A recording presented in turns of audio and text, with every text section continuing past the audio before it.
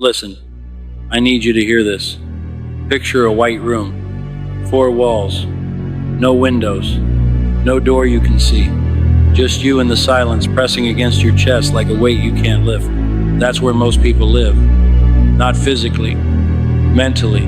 They're trapped in a space where nothing changes, where every day looks exactly like the one before, where the walls feel like they're closing in, but they've convinced themselves this is just how life is. They call it comfort, they call it stability, but deep down, in the part of themselves they're afraid to look at, they know the truth.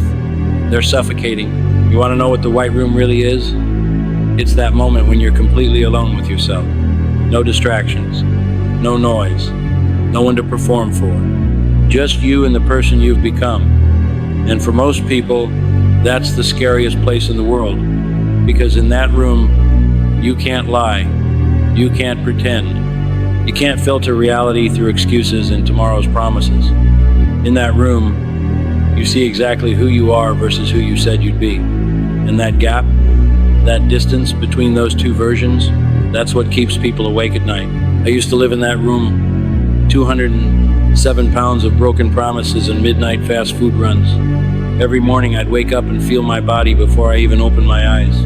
The weight, the heaviness, not just physical. The weight of knowing I was destroying myself one bite at a time and doing it anyway. I'd look in the mirror and see a stranger. This wasn't supposed to be me. This wasn't the person I promised myself I'd become. But every single day, I made the same choices. Every single night, I told myself tomorrow would be different. Tomorrow I'd start. Tomorrow I'd change. Tomorrow I'd become the person I knew I was capable of being. You know what I learned?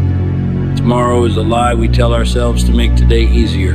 I remember the exact moment everything shifted. I was sitting alone at 2 a.m, surrounded by empty containers and wrappers. My heart racing from whatever I'd just eaten, feeling like I couldn't breathe. And in that moment, in that white room of complete honesty, I asked myself a question that changed everything. How much longer are you going to do this? How much longer are you going to betray yourself? How many more times are you going to look in the mirror and hate what you see? How many more promises are you going to break before you realize that the only person you're destroying is yourself? That question didn't motivate me. It haunted me. And that's when I understood something most people never learn. Change doesn't come from inspiration. Change comes from desperation. Change comes when the pain of staying the same finally outweighs the comfort of your excuses.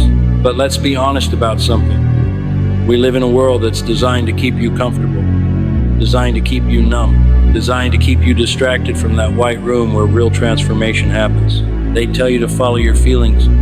They tell you motivation is what matters. They sell you the idea that change should feel good, that growth should be exciting, that if it's hard, then maybe it's not meant for you. And millions of people buy that lie every single day.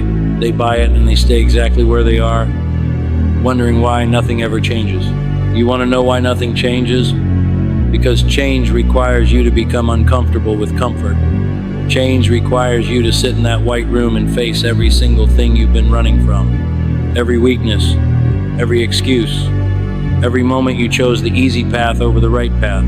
Change requires you to look at the ugliest parts of yourself and decide that you'd rather suffer through transformation than stay comfortable in your own failure. Most people can't handle that. Most people would rather scroll through their phone, binge another series, lose themselves in distractions, anything to avoid sitting alone with the reality of who they've become.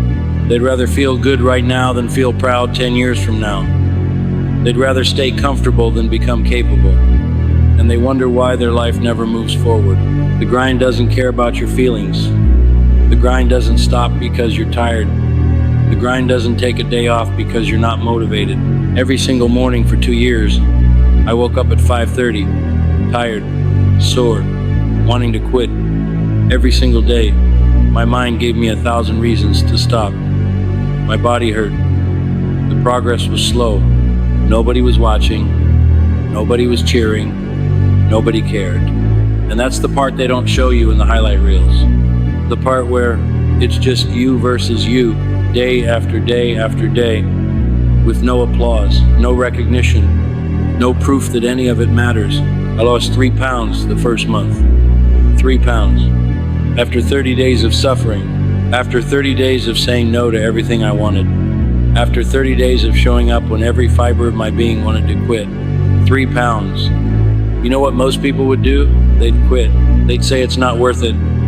They'd go back to their old life and tell themselves they tried. But here's what I learned in that suffering. Discipline is not about motivation. Discipline is about identity. It's about becoming the type of person who shows up regardless of how they feel. It's about building proof for yourself that you're not who you used to be. Every single day you show up, you're not just changing your body or your circumstances. You're changing your relationship with yourself.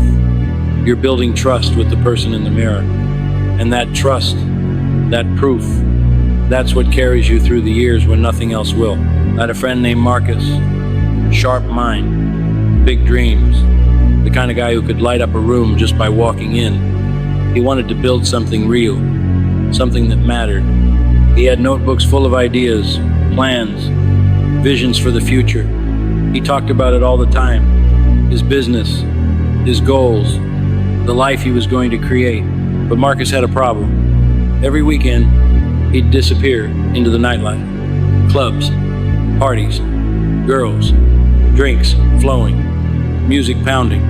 And Monday morning, he'd show up drained, hollow, going through the motions while his dreams collected dust. He'd say things like, "I'm just living life," or "I'm young, I'll get serious later." But I watched him. I watched the light in his eyes dim a little more each month. I watched him chase temporary highs while his purpose slipped further away. He wasn't living. He was hiding. One night, around 3 in the morning, he called me, voice cracking. He'd just left another party, sitting alone in his car, and it hit him.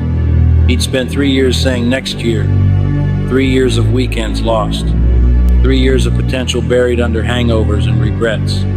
He looked at himself and realized he'd become a ghost of the person he promised he'd be. All that energy, all that time, all those resources poured into moments that evaporated by sunrise. That call changed him. He stopped chasing noise and started chasing purpose. He cut out the distractions that felt good but left him empty.